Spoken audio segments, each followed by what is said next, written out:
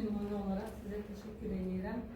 Və bəs deyə biləcək qədər Azərbaycanda Azərbaycan xalqıyam deyib fəxrlə irəli gedə biləcək nümunələr cərgəsindəsiniz. Ona görə ki, biz bu 44 günlük müharibə zamanı çox əziyyətlər çəkdik. Amma biraz geriyə baxsaq, daha əziyyətlərimiz illərdir olub. Cəmaləddin bəyin bayaq bir gözəl bir sözü var. Bizlər artıq fəxr edə bilərik. Nəinki Azərbaycanla. Azərbaycandan kənarda belə artıq xarici ölkələrə gedəndə qalib ölkənin qalib nümayəndəliyik. Qalib ölkənin qalib vətəndaşıyıq. Şükür olsun bugünümüzə. Ulu öndərin gözəl siyasəti, İlham Əliyevin uzaq görən və özündən deyə biləcək, mənəm deyə biləcək böyük siyasətçilərin qarşısında səfərbər olaraq, canıyla, qanıyla bizim bugünkü gün siyasətimizi dünyaya təqdim elədi.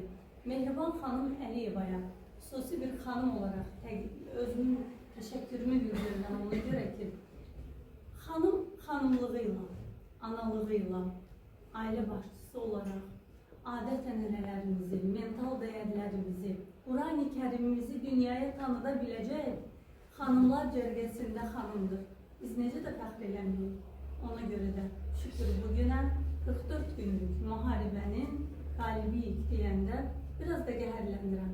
Ona görə ki, bizim şəhidlərimiz və canından qanından keçmiş, canının yarısından çoxsunu biraz da dərinə getsək, özünün canından keçib, hətta canının yarısını, sağlamlığını vətənə qurban eləyən oğullar ölkəsindən və bunları unuda bilmərik. Zaten unutmuruq. Bizim siyasətçilərimiz və sizin kimi dövlət xadimləri eləcə də hər zaman bizə xatırladırsınız və biz də davamçı olaraq sizlərə söz veririk.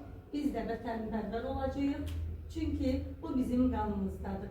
Çünki bu bizim artıq uşaqlıqdan bariz nümunə olaraq sizlərdən görürük, götürürük. İndi bir söz deyim. Zemfira xanım Ağayevanın adından da danışım.